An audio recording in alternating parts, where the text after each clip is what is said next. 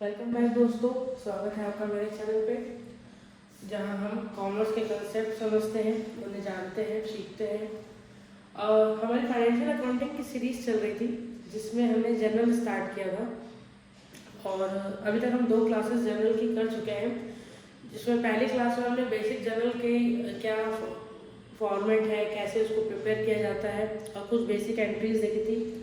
और उसके अगली क्लास में हमने प्रॉपर एक जनरल का क्वेश्चन लिया था और प्रॉपर पूरा फॉर्मेट से एकदम एक एक बारीक चीज़ों को देखी थी और कैसे पर्टिकुलर एंट्रीज कैसे नोट होती है हमने देखा था, बट वो बेसिक एंट्रीज थी।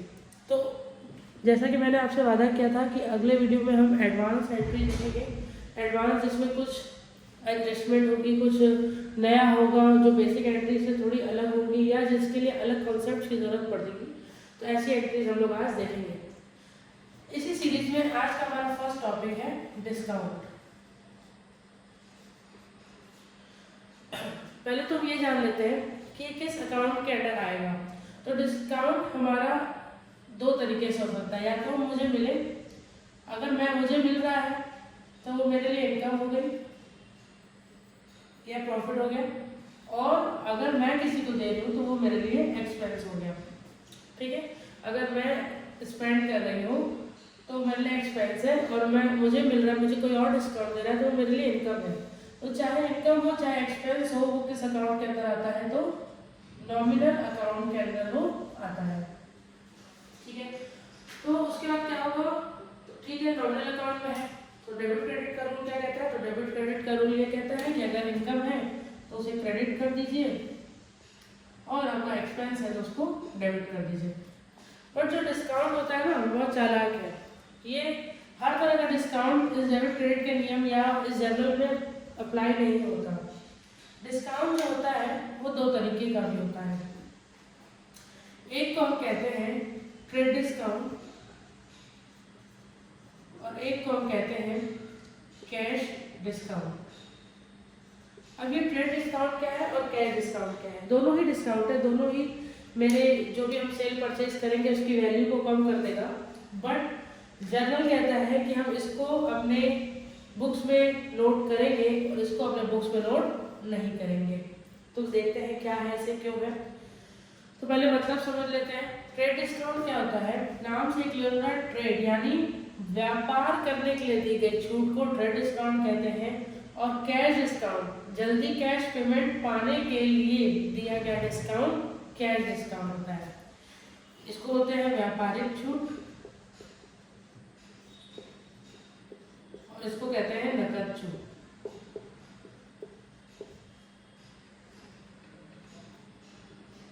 ठीक है, क्या है? अब जैसे मान लेते हैं कि आप बहुत सारे मॉल्स वगैरह में जाते होंगे, आप शॉप्स पे जाते होंगे, तो उस पर आता होगा बाय 1 गेट 1 फ्री, है ना, या बाय 2 गेट 20% ऑफ। तो ये जो ऑफ है या ये जो फ्री वाला आइटम है, ये आपको क्यों दिया जा रहा है? कि आप इसको खरीदिए।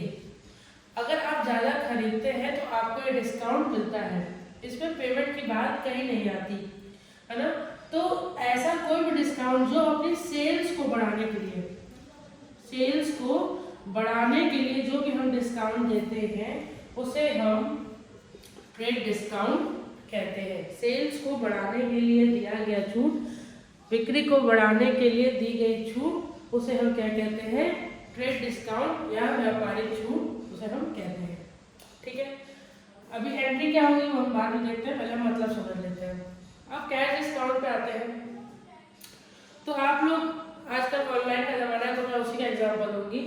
ऑनलाइन के आप देखते होंगे, एक होता है कैश ऑन डिलीवरी और एक होता है पे, UPI ID, debit card, credit card, है ना, या नेट बैंकिंग, ऐसे बहुत सारे ऑप्शन होते हैं। तो ये क्या कह रहा है कि डिलीवरी के समय पैसा दीजिएगा और ये कह रहा है पहले पैसा दे दीजिए और फिर हम आपको डिलीवरी दे देंगे। तो आपने आमतौर पर देखा होगा कि इस कैश ऑन डिलीवरी पे कोई छूट जल्दी मिलती नहीं है, लेकिन अगर आप ऑनलाइन पेमेंट करते हैं यानी समय से पहले पेमेंट करते हैं तो आपको कई तरह की छूट का ऑप्शन दिया जाता है। वो क्यों दिया जाता है? कि जो वेंडर है उसको पेमेंट समय से मिलेगा तो वो आगे अपना काम कर पाएगा। इसकी लालच में वो ग्राहक को छूट देता है। तो कैश पेमेंट पाने के लिए यानी अपनी पेमेंट पाने के लिए दी गई छूट कैश डिस्काउंट कहलाता है। फॉर अर्ली पेमेंट,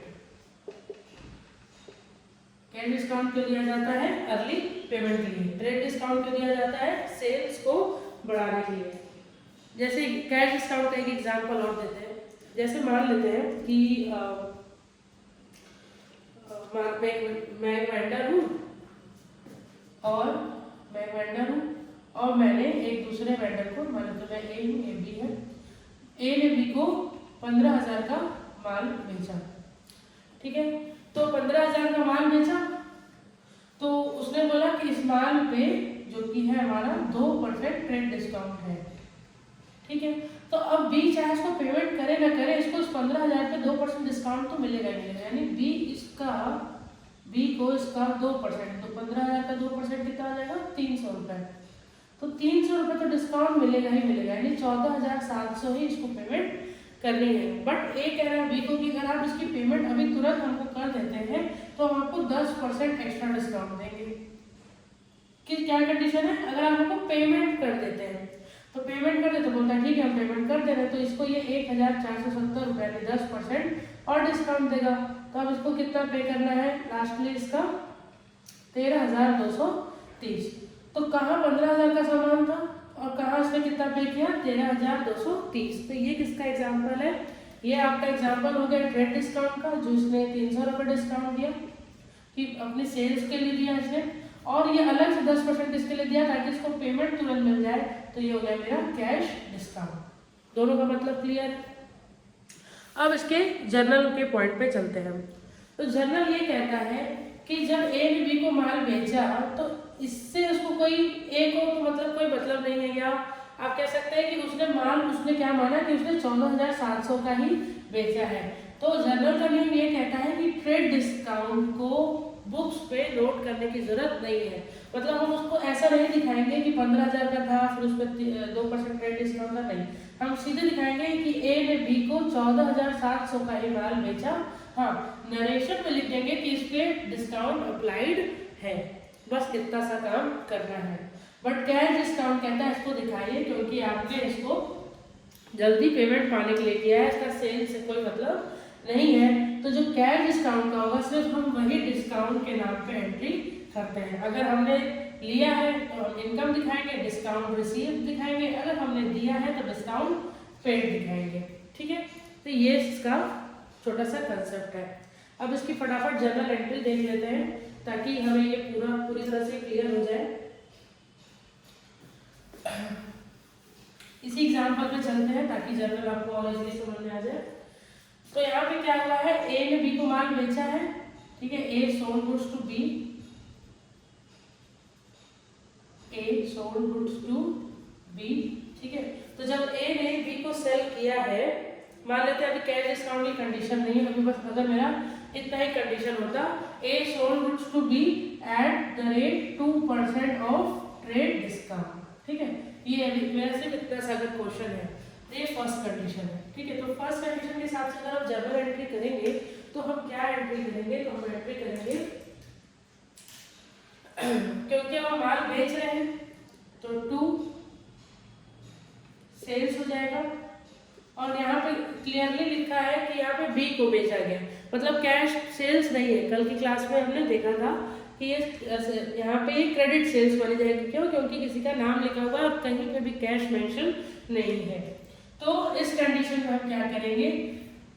तो बी माल पा रहा है तो बी रिसीवर हो गया, तो डेबिट द रिसीवर, हमारा पर्सनल अकाउंट का नियम। तो एंट्री क्या हो गई? B account debit to sales. अब यहाँ पे हम ट्रेड डिस्काउंट में क्या था? दिखाएंगे नहीं, सिर्फ नरेशन में लिख देंगे। तो goods sold at 2% of trade discount, ये हम नरेशन में बस दिखा देंगे कि इसमें 2% का डिस्काउंट लगा हुआ है। तो कितने का माल बेचा? तो 14,700 का माल बेचा। समझ में आ रहा है? तो ये हो गई ट्रेड डिस्काउंट की कंडीशन। दूसरी कंडीशन यहाँ बनाते हैं कि गुड सोल्ड तो हुआ, goods sold to be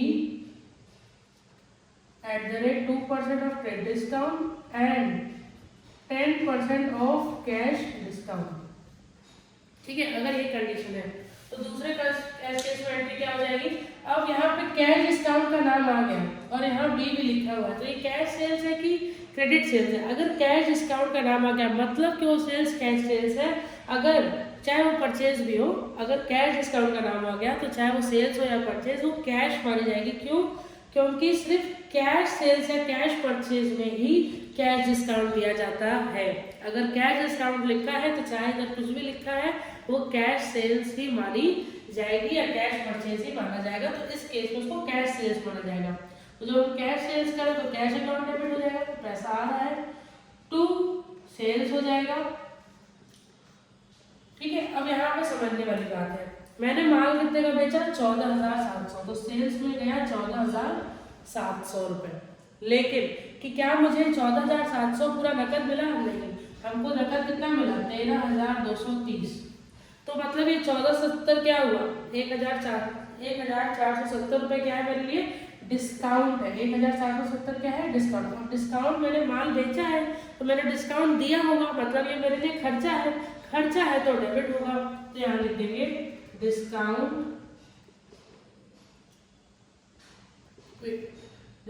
paid या डिस्काउंट, इसमें अलाउड कर देते हैं, पेड से अच्छा वर्ड है डिस्काउंट के लिए, डिस्काउंट अलाउड अकाउंट डेबिट। तो यहाँ 1470 हम ये दिखा देंगे। तो देखिए हमारा डेबिट क्रेडिट बराबर भी हो गया, तो डेबिट भी टोटल करेंगे तो 14,700, क्रेडिट भी 14,700 और डेबिट में क्या आ गया? क्योंकि हमको देखो सेल्स मैंने 14,700 की है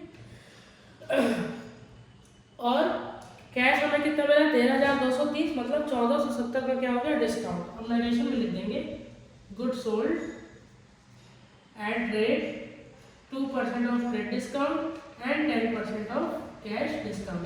अब यहाँ पे भी ट्रेड डिस्काउंट वाला पॉइंट तो हटा नहीं था, या क्वेश्चन में ट्रेड डिस्काउंट की बात की गई है।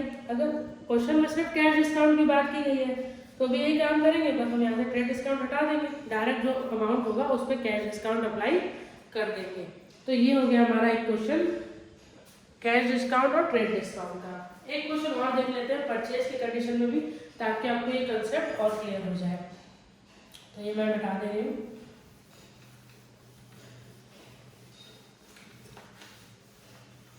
सेम क्वेश्चन बी के एस्पेक्ट में देखते हैं। अगर बी अपनी बुक्स में एंट्री करेगा तो इसकी क्या एंट्री करेगा?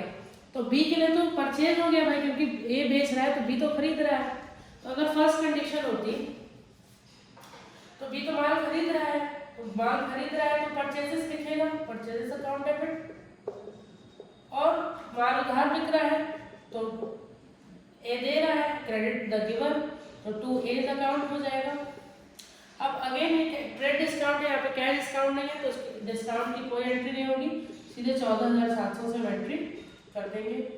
और यहाँ नरेशन में लिख देंगे गुड्स बॉट या purchased from A eight the rate 2% of trade discount.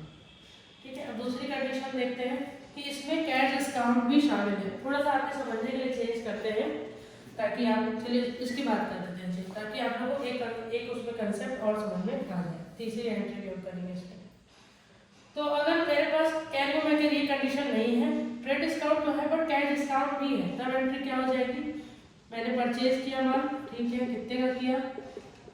14,700 का किया। क्यों डेबिट है? अभी यहाँ बताया, कल भी बताया था। टू, अब कैश डिस्काउंट की बात हो रही है तो मतलब मैंने नकद देके खरीदा है माल, तो मेरा पैसा जा रहा है, कैश डेबिट हो जाएगा। कितना कैश जा रहा है? 13,230। और डेबिट तो 14,700 है, क्रेडिट 13,230 है, डेबिट क्रेडिट बराबर नहीं है। तो यहाँ पे जब मैं माल खरीद रही हूँ तो मेरे लिए इनकम है, क्योंकि डिस्काउंट मुझे मिल रहा है। तो इनकम क्या होती है? क्रेडिट होती है। तो टू डिस्काउंट रिसीव्ड कितना? तो 1470। अगेन मेरा डेबिट और क्रेडिट बराबर हो गया। फिर नरेशन में लिख देंगे क्या? गुड्स परचेज्ड या बॉट, जो भी लिखना है लिख सकते हैं, eight the rate 2% of trade discount and 10% of cash discount. ठीक है, ये एंट्री हो जाएगी। एक एंट्री हमारी ये हो गई, एक एंट्री हमारी ये हो गई। अब नेक्स्ट कंडीशन पे चलते हैं। अब नेक्स्ट कंडीशन में एक नई कंडीशन बना रही हूँ ताकि आपको और चीज़ क्लियर हो जाए। मैं यहाँ कह रही हूँ कि A sold goods to B at the rate 10% of cash discount. अब मैं क्या कह रही हूँ कि यहाँ पे ट्रेड डिस्काउंट नहीं है, सिर्फ कैश डिस्काउंट। ये भी पॉसिबल है, जरूरी नहीं हर समय ट्रेड और कैश डिस्काउंट दोनों हो। तो मैं कह रही हूँ यहाँ पे सिर्फ कैश डिस्काउंट है। अब इस केस में क्या एंट्री होगी? अब भाई कैश डिस्काउंट है, इसकी एंट्री तो होगी। क्या एंट्री होगी देख लेते हैं। तो भाई मैं माल खरीद रही हूँ, तो परचेजेस अकाउंट हमारा डेबिट हो जाएगा। टू मेरा पैसा जा रहा है और कैश जा रहा है ना, कैश डिस्काउंट है, बताओ ये कैश परचेज है या कैश सेल्स है। तो यहाँ मैं कह रही हूँ ऑफ 50,000, 15,000 का माल मैंने बेचा है। तो 15,000 का माल बेचा और उस पर 10% डिस्काउंट दे दिया, तो मतलब 1,500 रुपये डिस्काउंट दे दिया। तो कितना रुपये पे किया होगा उन्होंने? 13,500। तो माल तो बेचा है कितने का? 15,000 का। अब यहाँ ट्रेड डिस्काउंट नहीं है तो हम पूरी वैल्यू लिखेंगे। ट्रेड डिस्काउंट होता तो वो माइनस करके लिखते। कैश हमको देना पड़ रहा है सिर्फ 13,500, यानी जो बचा हुआ है वो क्या है? Discount received. 1,500 का हमें डिस्काउंट मिल रहा है। यहाँ लिख देंगे goods purchased eight the rate 10% cash discount. तो ये हो जाएगा हमारा जब सिर्फ कैश डिस्काउंट रहेगा, जब सिर्फ ट्रेड डिस्काउंट रहेगा, जब सिर्फ कैश डिस्काउंट रहेगा, जब दोनों रहेगा। तो इस तरह से हम डिस्काउंट की एंट्री करते हैं। तो ये हमारी पहली एडवांस एंट्री हो गई। फिर और भी ऐसे थोड़े से एडजस्टमेंट्स आएंगे, जैसे कि नेक्स्ट टॉपिक है हमारा ओपनिंग एंट्री। अब बात करते हैं ओपनिंग एंट्री की। तो ओपनिंग एंट्री क्या होता है? जब नया साल शुरू होता है तो जो पुराने बैलेंसेज हम नए साल लेकर आते हैं, जो पुराने साल हमारी चीज़ें बच गई या जो बैलेंस बचे हुए हैं, उनको जब हम अगले साल ले आके जो पहली जर्नल एंट्री करते हैं उसे हम ओपनिंग एंट्री कहते हैं। जैसे मान लेते हैं कि कोई बंदा है ए जो 1 अप्रैल 2024 को अपना जर्नल स्टार्ट कर रहा है और 1 तारीख को उसके जो बैलेंसेस थे ये है पहले से, मतलब पिछले साल की। तो असेट्स में उसके पास कैश पड़ा है, बैंक पड़ा है, स्टॉक, डेटा और मशीनरी पड़ी है, और लायबिलिटीज में उसके पास कैपिटल और क्रेडिटर्स पड़ा है। तो हमें पता है सिंपल सा कि असेट्स हमारे क्या होते हैं? डेबिट होते हैं, और लायबिलिटीज क्या होते हैं? क्रेडिट होते हैं। तो सारे असेट्स को डेबिट कर देंगे और सारी लायबिलिटीज को क्रेडिट कर देंगे। तो यहाँ डालेंगे 2024 अप्रैल 1, तो असेट्स से स्टार्ट करते हैं। तो पहला है कैश अकाउंट, डेबिट कर देंगे। कितना है? तो 8,000 है, 8,000 डेबिट में डाल देंगे। फिर क्या है? बैंक है, तो बैंक अकाउंट को डेबिट कर देंगे। कितना है? 20,000, 20,000 डाल देंगे। फिर क्या है? स्टॉक है, स्टॉक को लिख देंगे डेबिट में। 54,000 है, डाल देंगे। डेटर्स है कितने के? 47,000 के, यहाँ डाल देंगे। फिर क्या है? मशीनरी है, कितने की है? तो 60,000 की है। डेबिट के हो गए। अब क्रेडिट नोट करते हैं, तो क्या हो जाएगा? 2 कैपिटल कितनी है? 2 लाख, क्रेडिट में लिखेंगे। और क्या है? 2 क्रेडिटर्स कितने हैं? 20,000। अब हमारा क्या लिख देंगे? Being opening entry made, being opening entry made. अब हम मेरा क्या कॉन्सेप्ट है कि मेरा डेबिट और क्रेडिट बराबर आना चाहिए। तो क्रेडिट मुझे दिख रहा है कितना है? 2,20,000। क्रेडिट कितना है? अब मैं सिर्फ रफली यहाँ लिख रही हूँ। कितना है? 2 लाख और 20 लाख, 2,20,000। डेबिट में क्या है? 8, 20, 54, 47, 60। जब उसका टोटल करेंगे तो क्या आएगा? 8, 20, 28, 28 ऐसे कर लेते हैं। 0, 0, 0, 3 0 हुए। उसके बाद 8, 4, 12, 12, 7, 19, 1, 3, 8, 8 और 10,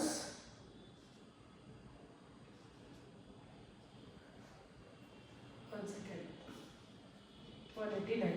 1,89,000 89,000, ठीक है। और यहाँ क्या टोटल है 2,20,000। तो यहाँ हम ये देख पा रहे हैं कि मेरा डेबिट क्रेडिट इक्वल नहीं है। तो मुझे ये दिखा है कि डेबिट कम है। तो जब भी ओपनिंग एंट्री हम करते हैं और डेबिट में बैलेंसिंग फिगर आ रहा है यानी डेबिट कम आ रहा है, तो वो अमाउंट हमेशा किसका होता है, मैं हाईलाइट करके लिख रही हूँ तो आपको याद रहे। जब भी बैलेंसिंग फिगर आता है तो वो अमाउंट किसका होता है, वो अमाउंट गुडविल का होता है। और गुडविल असेट होती है, गुडविल हमेशा डेबिट होती है। तो ये क्या है हमारा बैलेंसिंग फिगर। तो कितना बैलेंस आ रहा है 31,000। तो अब हमारा डेबिट क्रेडिट क्या हो गया, बराबर हो गया। अगर ये बैलेंस क्रेडिट साइड आ रहा होता तो वो फिर हमारी capital as a capital treat किया जाता है। तो ये था हमारा अमाउंट ओपनिंग एंट्री। आपको समझ में आया होगा। अब हम नेक्स्ट टॉपिक पे चलते हैं। तो आगे हमारा कुछ और ही अलग टाइप के थोड़े टॉपिक्स हैं जो जनरली आपको थोड़े डिफरेंट लगेंगे या थोड़ा टफ लगेंगे, बट अगर उसके कंसेप्ट समझ जाते हैं तो उसमें भी कुछ खास नहीं रह जाता। तो जिसमें से हमारा एक और टॉपिक है बैड डेट्स। बैड डेट्स क्या होता है, हिंदी में इसको डूबत ऋण कहते हैं। वो पैसा जो मुझे लगता है कि डूब जाएगा या डूब गया है, बेसिकली डूब गया है। बैड डेट्स मतलब वो डेटर्स जो मुझे पे नहीं कर पाए, वो जो बुरे थे, बैड डेट्स, ठीक है। तो बैड डेट्स जनरली क्या है, बिजनेस के लिए एक लॉस है। क्यों? क्योंकि उसको पैसा उनका नहीं मिला, ठीक है। तो मान लेते हैं कि मुझे, क्या मैं दो कंडीशन बना रही हूँ, ठीक है। मान लेते हैं कि एक वेंडर था ए, ठीक है। ए पेड ₹10,000, ठीक है। ए ने मुझे 10,000 दिया। लेकिन अगर मैं लिख दूं ए फेल्स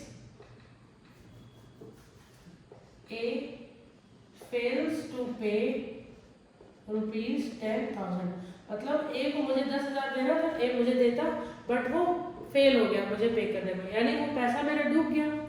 पैसा डूब गया तो मेरा लॉस है। और किस नाम से है लॉस, तो बैड डेट्स। ये लॉस है, इसलिए क्या होगा, डेबिट होगा। और क्रेडिट क्या हो जाएगा, जिसकी वजह से लॉस हुआ। तो किसकी वजह से लॉस हुआ, ए की वजह से, तो टू एज अकाउंट 10,000।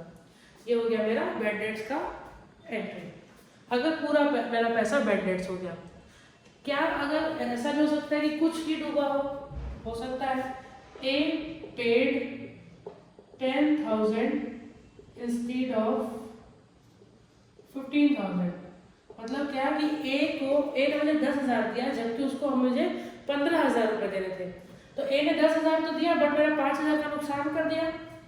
तो यहाँ क्या लिखेंगे, ए ने मुझे दिया तो पैसा तो आ रहा है भाई, ठीक है, कैश अकाउंट डेबिट कितना 10,000 आ रहा है, लेकिन ए को मुझे देना कितना था, 15,000 देना था। तो मेरा क्या हो गया, बैड डेट्स हो गया। कितना हो गया, 5,000।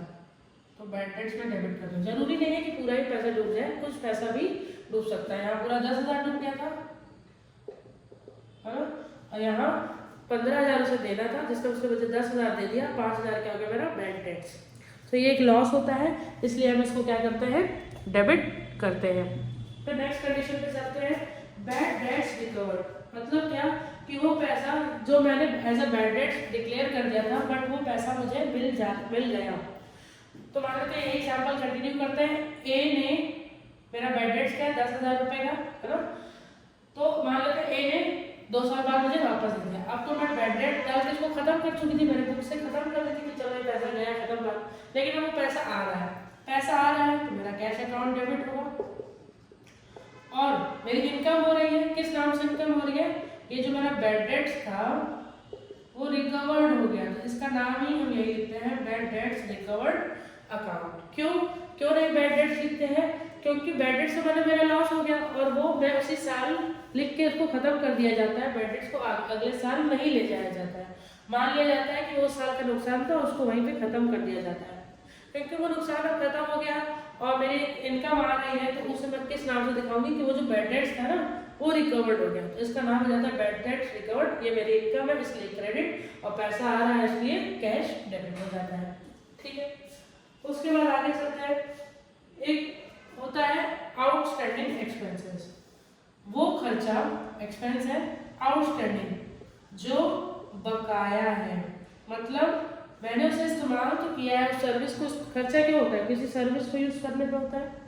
तो वो सर्विस मैंने इस्तेमाल तो कर ली है, मैंने उसका पैसा नहीं दिया। जैसे मान लेती हूँ मेरे ऑफिस की बिल्डिंग है और मैं इसका रेंट देती हूँ, रेंट पे करती हूँ, और पिछले 2 महीने का मैंने रेंट नहीं दिया है।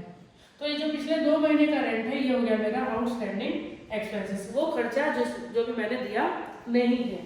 जो खर्चा मैंने नहीं दिया है वो मेरे लिए क्या है, लायबिलिटी है, एक दायित्व है जो मुझे पे करना है।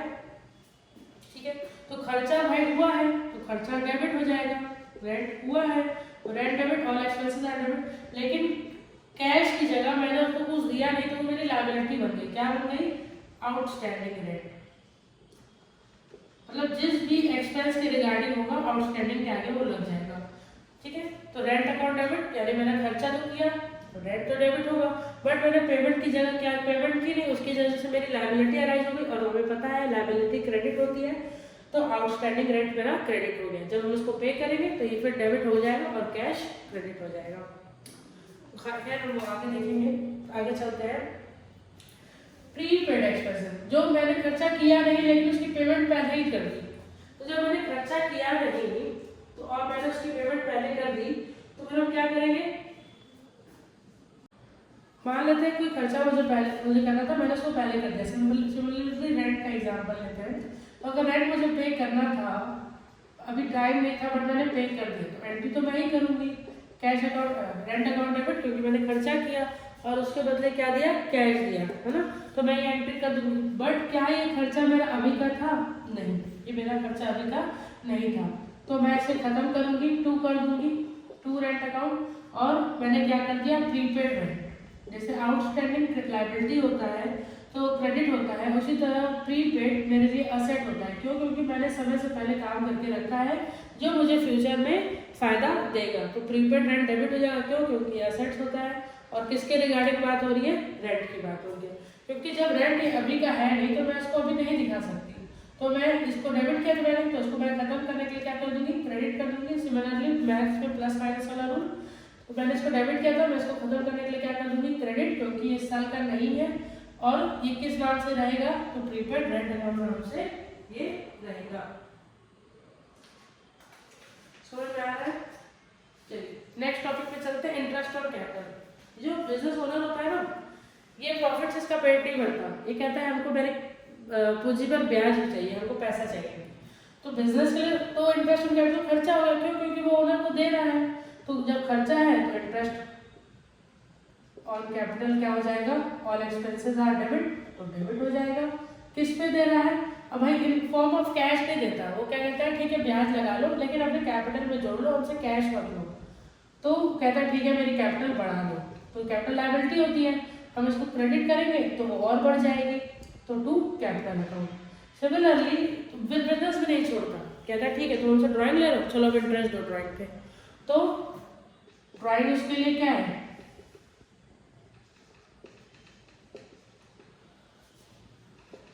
अब जब उसको बिजनेस को इंटरेस्ट मिल रहा है तो उसके लिए इनकम है, तो इंटरेस्ट ऑन ड्राइंग क्रेडिट हो जाएगा। क्यों, क्योंकि इनकम है, और ड्राइंग्स डेबिट हो जाएगा क्योंकि वो ड्राइंग्स पे चार्ज किया जा रहा है। तो ये कुछ हमारे पॉइंट्स हो गए, और भी कुछ ऐसे पॉइंट्स हैं, देखते हैं, आगे चलते हैं। नेक्स्ट टॉपिक है हमारा डेप्रिसिएशन। डेप्रिसिएशन वर्ड का पहले मतलब समझ लेते हैं। डेप्रिसिएशन मतलब ये होता है कि आप जो असेट्स बिजनेस में यूज कर रहे हैं, जितनी आपने खरीदी थी हमेशा वो उतनी की नहीं होगी, उसकी वैल्यू में कुछ ना कुछ हमेशा गिरावट आती है। तो जिस दाम जिस वैल्यू से उसके रेट पे गिरावट आती है उसी रेट को हम डेप्रिसिएशन कहते हैं। अभी बिजनेस के लिए लॉस है तो ये हो जाता है डेबिट, क्योंकि all losses are debit, depreciation account debit. और ये क्या कर रहा है, आपके असेट्स की वैल्यू को घटा रहा है, असेट्स हमारी डेबिट होती है, जब इसकी वैल्यू घट रही है तो वो क्रेडिट हो जाएगी, तो टू असेट्स अकाउंट। तो जिस भी असेट पे लग रहा होगा वो असेट क्रेडिट, और जिस उसका जो भी गिरावट हो रहा होगा वो डेबिट। ठीक है, तो डेप्रिसिएशन अकाउंट इसे कहते हैं। फिर जैसे हमारा आउटस्टैंडिंग एक्सपेंसेस और प्रीपेड एक्सपेंसेस होते हैं, वो खर्चे या तो मैंने दिए नहीं है या समय से पहले दे दिए हैं। उसी तरह इनकम में भी होता है, वो इनकम जो मैंने कमाई नहीं है, मतलब उसके लिए मेहनत अभी नहीं की है लेकिन पैसा पहले ही मिल गया है, ठीक है, उसे अनअर्न इनकम कहते हैं। अनअर्न मतलब मैंने उसके लिए अभी मेहनत नहीं की है बट वो मुझे मिल चुकी है, वो मिल चुकी है तो भाई cash account debit to unearned income. अब जब मैंने इसका काम नहीं किया है, मेरे पास इसका पैसा पड़ा है, तो ये मेरे लिए लायबिलिटी है ना, ये मेरे लिए क्या है, लायबिलिटी है। और लायबिलिटीज क्या होती हैं, क्रेडिट होती हैं, ठीक है, समझ में आ रहा है। पैसा पहले मिल चुका है लेकिन मैंने इसका काम नहीं किया है, तो ये क्या हो गई, लायबिलिटी हो गई, और ये क्या हो जाएगी, टू अनअर्न इनकम। इसी का अपोजिट होता है एक्रूड इनकम, जिसका मैंने काम कर दिया है बट पैसा नहीं मिला है, तो वो मेरे लिए क्या हो जाएगी, असेट हो जाएगी। असेट्स हो जाएगी क्यों, क्योंकि मेरे पास इसकी वैल्यू पड़ी है, जब चाहूँ मैं मांग के अपनी वैल्यू बढ़ा सकती हूँ, तो ये डेबिट हो जाएगा, ठीक है। टू क्या होता है, जो जिस भी इनकम तो क्रेडिट होगी ना क्योंकि मैंने उसका काम किया है, लेकिन कैश मिलने की बजाय क्या हो गया है, वो मेरा असेट्स बन गया है एक्रूड इनकम। मतलब अभी कैश नहीं मिला है, सिर्फ बकाया लिखा गया है कि ठीक है आपको मिलेगा, तो जो मिलेगा उसी को कहते हैं एक्रूड इनकम, ठीक है, ये हो गया। देन दूसरी कंडीशन आती है ड्राइंग्स हो रही है। अभी तक हमने ड्राइंग्स कैश में पढ़ी थी कि भाई ड्राइंग्स किया और ड्राइंग्स डेबिट होता है क्योंकि बिजनेस ओनर अपना निकाल रहा है, और टू कैश कर देते हैं। यहाँ कैश की जगह वो क्या ले जा रहा है, गुड्स ले जा रहा है। तो मैंने आपको बताया कि जब भी गुड्स का नाम आता है तो हम उसको परचेज या सेल्स लिखते हैं, है ना। तो अब यहाँ पे कौन सा गुड्स जा रहा है, जो मैंने परचेज किया था वो जा रहा है, लेकिन मैंने सेल्स नहीं कर रही। जब मैं सेल्स नहीं कर रही हूँ तो मैं कभी भी टू सेल्स नहीं लिखूंगी, तो यहाँ मेरा परचेज क्या हुआ, माल जा रहा है, तो मैं टू परचेजेस ही लिखूंगी, यानी ड्राइंग्स हुई लेकिन गया क्या, मेरा परचेजेस कम हो गया। Goods given is charity, again charity में जा रहा है तो भी वही कंडीशन है, तो चैरिटी ड्राइंग की जगह क्या हो जाएगा, चैरिटी डेबिट हो जाएगा, और टू परचेजेस हो जाएगा क्योंकि माल गया किसकी वजह से, चैरिटी एक खर्चा है।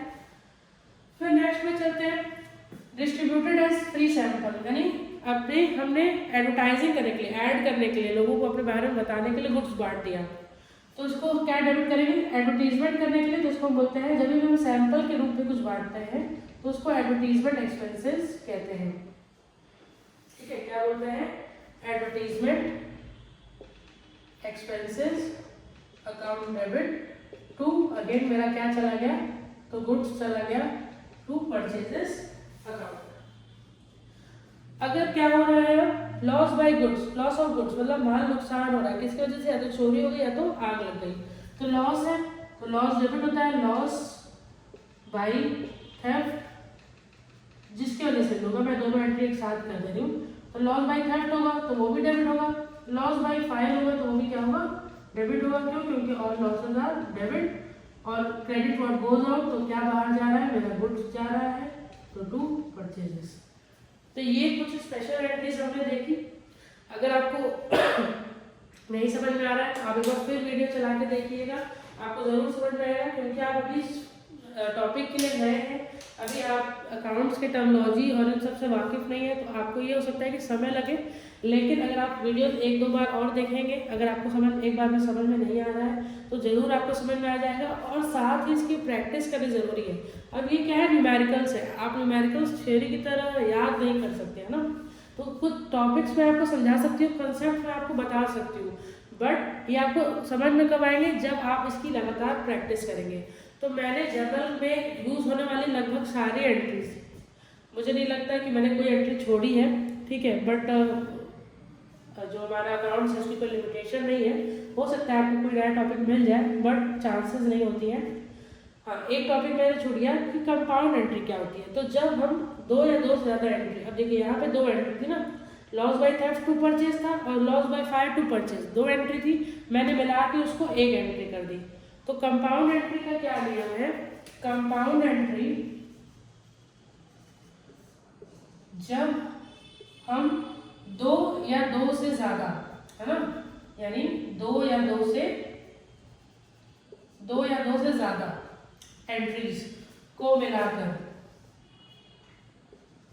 एक सिंगल एंट्री बनाते हैं, उस एंट्री को कंपाउंड एंट्री कहते हैं। अब क्या किसी एंट्री को कंपाउंड एंट्री बना सकते हैं, नहीं, तो कंपाउंड एंट्री बनाने के लिए दो शर्त है, सिंपली, एक तो डेट सेम होनी चाहिए, अगर डेट सेम नहीं है तो आप दो एंट्रीज की मिला के एक एंट्री नहीं कर सकते, और उसका एक साइड, वन साइड, चाहे डेबिट चाहे क्रेडिट, दोनों साइड सेम होना चाहिए। चाहे डेबिट डेबिट बराबर हो, मतलब सेम हो, बराबर इन द सेंस जैसे drawing account debit to purchase है, charity account debit to purchase है, तो यहाँ भी क्रेडिट टू परचेज है, यहाँ भी क्रेडिट टू परचेज है, तो मैं इसकी कंपाउंड एंट्री कर सकती हूँ। तो कंपाउंड एंट्री अगर मैं इसकी करनी चाहूँ, अगर ये सेम डेट पे हो, तो क्या एंट्री हो जाएगी? Drawings account debit, charity account debit to purchases account, ये चीज होती है। ठीक है, तो ऐसे एंट्री को क्या बोलते हैं? कंपाउंड एंट्री कहते हैं, जिसमें डेबिट या क्रेडिट साइड में एक से ज्यादा पक्ष होते हैं, ऐसी एंट्रीज को कंपाउंड एंट्री कहते हैं। इसे करने के दो नियम है, या तो डेट, एक तो डेट सेम होनी चाहिए और डेबिट या क्रेडिट में कोई एक पक्ष भी सेम होना चाहिए। तो यहाँ हमने जर्नल के बारे में सब कुछ देख लिया, कुछ हमारा छूटा नहीं है। तो आप हर टॉपिक से रिलेटेड प्रॉपर क्वेश्चंस लगाइए और प्रॉपर फॉर्मेट के साथ लगाइए। ऐसा नहीं कि आपको एंट्री आ गया तो आपको जर्नल आ गया, नहीं। जर्नल में फॉर्मेट पे भी काम करना बहुत ज़रूरी है, क्योंकि जब आप एग्जाम में जाएंगे तो मार्क्स आपका फॉर्मेट पे भी रहता है। अगर आप फॉर्मेट पे नहीं करते तो मार्क्स कट किया जाता है। तो आप जर्नल के और क्वेश्चंस लगाइए, फिर हम लोग next topic cash book and ledger के साथ आके आपको मिलेंगे।